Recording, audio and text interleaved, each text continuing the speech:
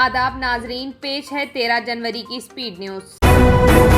हैदराबाद में पतंग उड़ाने के दौरान बरकी शॉक लगने से 11 साल लड़की की हुई मौत। घुटनों के ऑपरेशन के 1 घंटे बाद मरीज चलने लगा। नारायणपेट में वाक़या सुनिंदा मल्टी स्पेशलिटी हॉस्पिटल का कारनामा। Siddipet district auto credit cooperative खेल मुकाबलों में हरीश राव का बयान, हुकूमत ने ऑटो ड्राइवरों को सड़क पर ला खड़ा कर दिया है।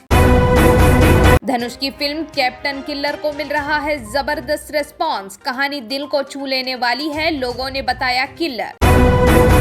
तजुर्बाकार क्लासिकी गुलकार प्रभा अत्रे का 91 बरस की उम्र में इंतकाल।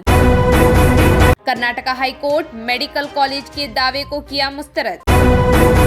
मुंबई के कसीर मंजिला इमारत में लगी आग, फायर ब्रिगेड की 3 गाड़ियां मौके पर मौजूद। इमरान खान ने खरीदी महंगी तरीन रोल्स रॉयस। राजनाथ ने बीआरओ के कैजुअल मजदूरों के लिए 10 लाख रुपए की इंश्योरेंस को दी मंजूरी।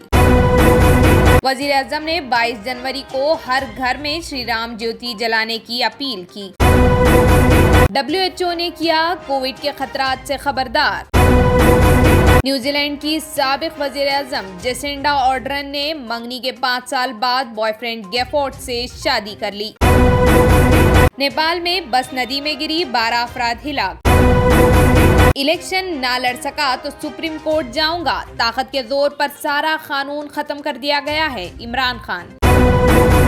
तो ये थी आज की खबरें। TVN 99 न्यूज को लाइक, शेयर, सब्सक्राइब करना ना भूलें।